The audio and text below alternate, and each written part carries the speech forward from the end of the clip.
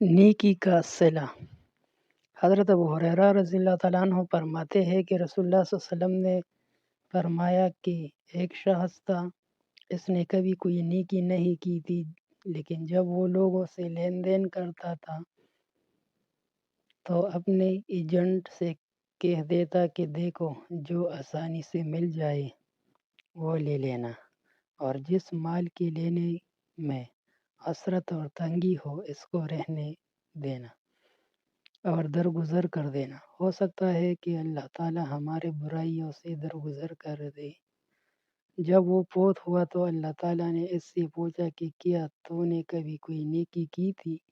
اس نے کہا کہ نہیں، البتہ میرا ایک ملازم تھا اور میں لوگوں سے معاملات کیا کرتا تھا۔